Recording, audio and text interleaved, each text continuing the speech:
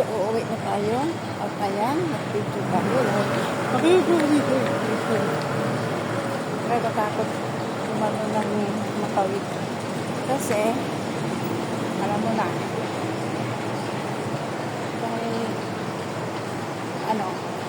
kahit makastop yan, tapos mabutan tayo ng pagbo. Diba? So, yan ako. Yan, nag-bunga siya.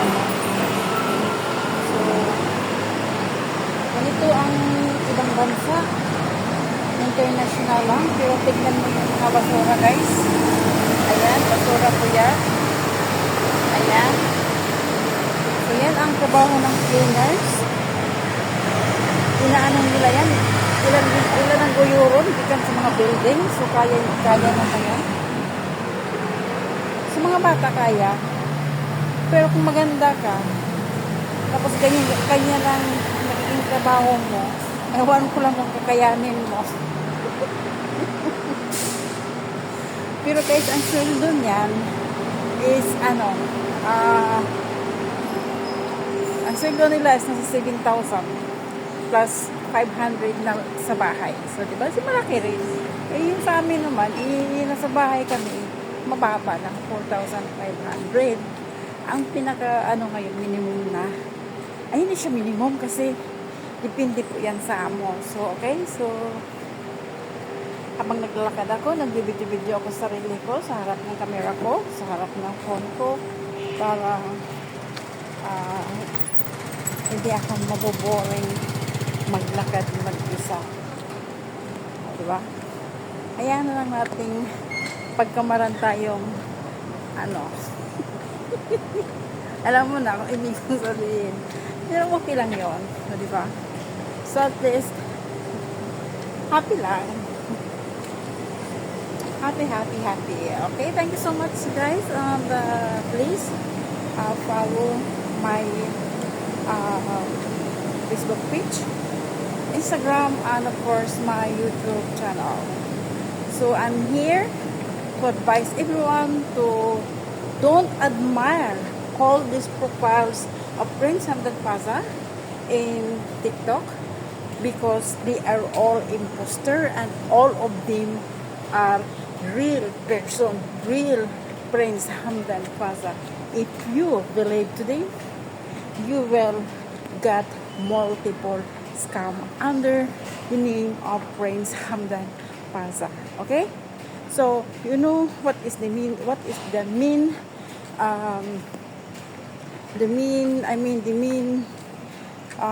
stories how you get scammed. First, they offer your love, chatting to you, and after that, offer investment, offer business, something like that. But before that, you need to apply, or it's depend. Will ask you to buy his fake real membership card. But it's not true. All are fake. I have it. I tried, but only a photo they sent to me, but I never received any card. So guys, it's up to you if you don't believe on my statement, because it's my experience. So thank you, and God bless. So I'm here in my the gate of my boarding house. So I need to go up, and I want to say good night and see you on my next video. I love you all. God bless, and mabuhay tayong lahat. At kailangan mag-ingat dahil andito ako, sinishare ko yung experience ko sa about scammers. Hindi lang si Prince Hamdan Paza ang ginagamit na profile or picture, but pati pioneer. Mag-ingat kayo sa mga engineers, sa mga dating site, dahil isa din sila. Ay sa akin ngayon wala nang makaka-scam dahil alam ko yung mga tactics nila. So, inaano ko na sila, binabara ko na kagad. So, wala na akong gachat ngayon na libangan ko na lang, pero natatakot na ako eh. Kasi halos lahat talaga sa dating site ay pira ang kailangan nila. Sila ang namimira. Lalaki na ngayon ang namimira sa babae. Hindi na ngayon ang babae ang magkapira sa lalaki. So tandaan nyo yan. They are all scammers. Ginagamit nila yung pagkapariner nila para lang makabiktima ng mga inosente. So, okay, so thank you so much.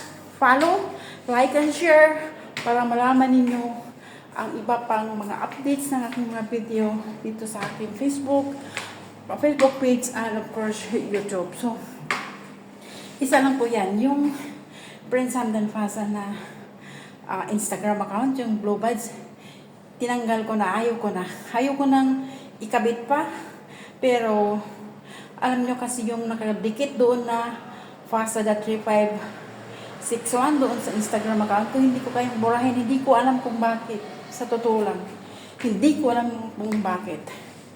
So, hayaan ko na lang yun. Kung maaaring pwede akong mag-change ng password, pwede. Kasi yung isang account ko, na-delete ko na.